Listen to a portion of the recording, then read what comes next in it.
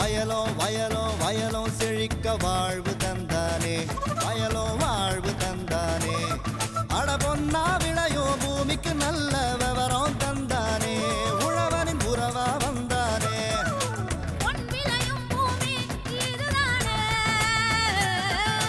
வயலோ வயலோ வயலோ செழிக்க வாழ்வு தந்தானே, வயலோ வாழ்வு தந்தானே.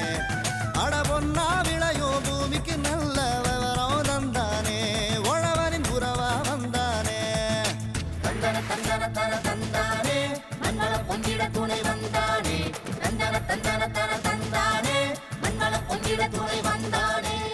மாத்தி யோசிச்சேங்க. இயற்கை உர விவசாயத்தில் கரும்பு சாகுபடியில் வெற்றி கண்ட விவசாயி என் கோபாலகிருஷ்ணன்.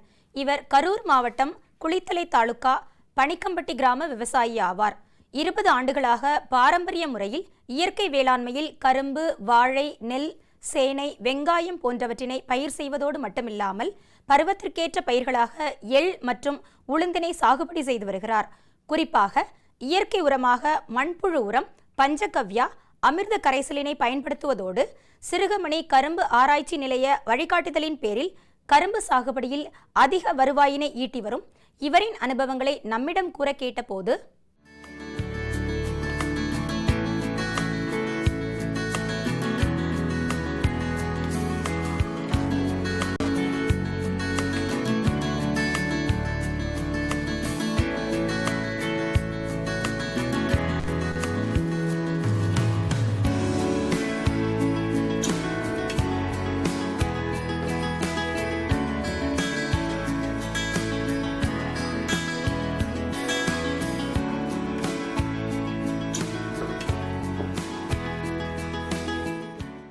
என்னோடய தோட்டத்தில் பார்த்திங்கன்னா கடந்த கிட்டத்தட்ட ஒரு 15-20 ஆண்டு காலமாக நான் வந்து இயற்கை முறையில் இங்கே வந்து விவசாயம் பண்ணிட்டு வரேன். இயற்கை முறை அப்படின்னா குறிப்பாக இயற்கை முறையில் இங்கே வந்து என்னென்ன பயிர்கள் இருக்குது அப்படின்னா அதிகபட்சமாக வந்து கரும்பு இருக்குது. அதுக்கப்புறமேல பார்த்திங்கன்னா வாழை, மஞ்சள், நெல், சேனை, சின்ன வெங்காயம் போன்ற அனைத்து பயிர்களும் பண்ணிட்டு வரோம். அதுக்கப்புறம் பார்த்திங்கன்னா சீசனல் பயிரும்பாங்க. ஒரு குறிப்பிட்ட காலத்துக்கு அப்புறமேல் தை மாதம், மாசி மாதம் அப்படிமாதிரி அந்த மாதிரி இருக்கிற நேரத்தில் எள், உளுந்து இந்த மாதிரி பயிரெலாம் பண்ணிட்டு வரோம். இதில் பார்த்திங்கன்னா குறிப்பாக எங்கள் பகுதியை பொறுத்த வரைக்கும் சக்கரை ஆலைகள் அருகாமையில் இருக்குது. இங்கே பக்கத்தில் எங்கள் கிராமத்துலேருந்து ஒரு 6 கிலோமீட்டர்லேயே பெட்டாதலை சக்கரை ஆலை இருக்குது. இந்த சக்கரை ஆலை இங்கே அருகாமையில் இருக்கிறதுனால நாங்கள் வந்து அதிகபட்சமாக வந்து நிறைய இங்கே கரும்பு தான் பயிர் பண்ணுறோம். அதில் பார்த்திங்கன்னா என்கிட்ட இப்போ இங்கே இருக்கிற ரகங்கள்லாம் பார்த்திங்கன்னா நம்ம எங்களுக்கு ரெண்டு அதிர்ஷ்டம். ஒன்று என்னென்னா அருகாமையிலே சக்கரை ஆலை இருக்குது. அதே மாதிரி அருகாமையிலே கரும்பு ஆராய்ச்சி மையம், சிறுகமணி கரும்பு ஆராய்ச்சி மையம் இருக்குது. இந்த ரெண்டும் எங்களுக்கு அமைஞ்சது மிகப்பெரிய வரப்பிரசாதம்.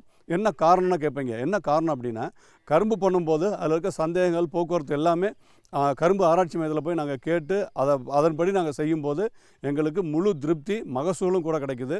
அதுக்கான எல்லா சந்தர்ப்பமும் எங்களுக்கு அமைஞ்சிருக்கு. எங்களுக்கு வரப்பிரசாதம் இது. இந்த பகுதி விவசாயிகளுக்கு ஒரு மிகப்பெரிய வரப்பிரசாதம். இங்கே பார்த்திங்கன்னா என்கிட்ட கரும்புனா பார்த்திங்கன்னா கிட்டத்தட்ட ஒரு 7-8 ரகங்கள் நான் பயிர் பண்ணுறேன். என்கிட்ட இன்றைக்கி நிலைமைக்கு வந்து ஒரு 30 ஏக்கருக்கு மேலே வந்து கரும்பு இருக்குது. அந்த ரகங்கள்லாம் பார்த்திங்கன்னா MH265 சொல்லுவாங்க. மகாராஷ்டிரா ரகம் 265 அப்படிங்கிற ஒரு ரகம். அப்புறம் சிறுகமணி 6, அப்புறம் சிறுகமணி 8, அதுக்கப்புறமேல வந்து பார்த்திங்கன்னா கோயம்புத்தூர் ரகங்கள் வந்து ஒரு சில ரகங்கள் நட்டுருக்கேன். இந்த பகுதியை உங்களுக்கு தெரியும், கலர் தன்மை உள்ள பூமி. இங்கே காவிரி ஆறு ஓடுது.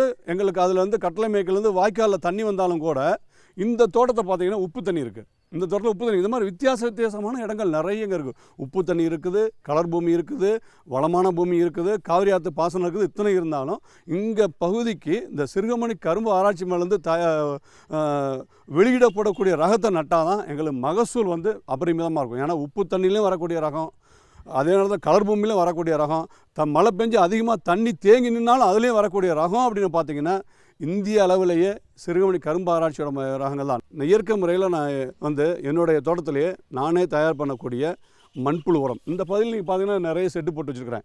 ஏகப்பட்ட மண்புழு தயார் பண்ணேன். ஒரு மாதத்துக்கு கிட்டத்தட்ட 20 டன்லேருந்து 25 டன் வரைக்கும் மண்புழு உரம் மட்டுமே தயார் பண்ணுறேன். அதை நான் பயன்படுத்துகிறேன்.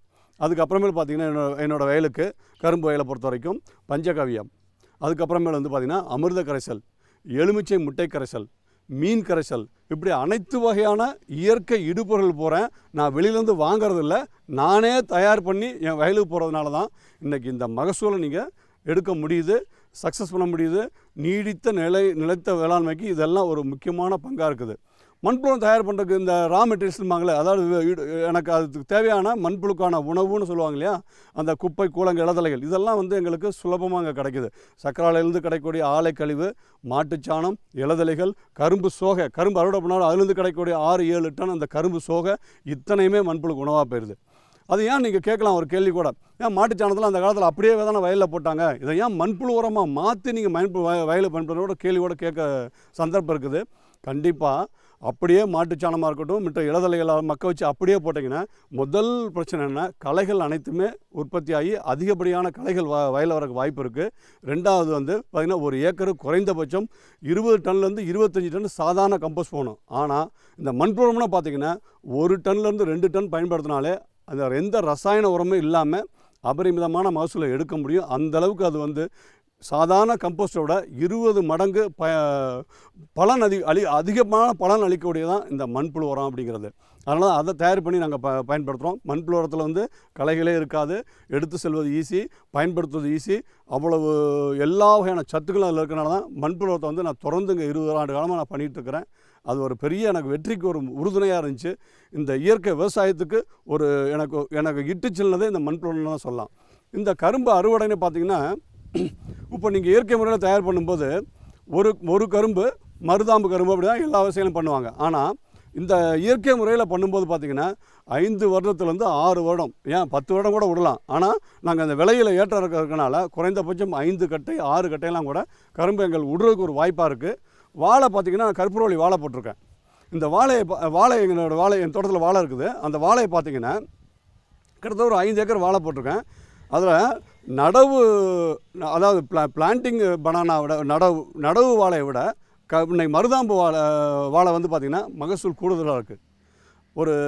அந்த அளவுக்கு வந்து நிலத்தில் வந்து நம்ம இயற்கை இடுபொருளை போட போட போட போட மண்ணோடைய பொலப்பொலப்பு தன்மை அதிகமாகி மண்ணோட வளங்கள் கூடி அந்த மகசூல் வந்து இன்றைக்கி இருக்க கூடுதலாக வர அளவுக்கு இருக்குது. எப்போவுமே மருதாம்பு வாழைன்னா மகசூல் கம்மிம்பாங்க. என்னோடய தோட்டத்தில் பார்த்திங்கன்னா முதல் வாழையை பொறுத்த வரைக்கும் 12 சீப்பு இருந்துச்சு. இப்போது 2ஆம் வாழையில் வந்து 14 சீப்பில் வந்து 15 சீப்பு கற்பூரவள்ளி வாழை இருக்குது. அந்தளவுக்கு மகசூல் கூடுறதுக்கு இந்த இயற்கை இடுபொருள் தான் முக்கியமான ஒன்று, இயற்கை விவசாயம் தான் முக்கியமான ஒன்று. மேலும் விவரம் பெற விவசாயி என் கோபாலகிருஷ்ணன் அவர்களை 09414148224 என்ற கைபேசி எண்ணில் தொடர்பு கொள்ளலாம். இனி வருவது வேளாண் ஆலோசனை நேரம்.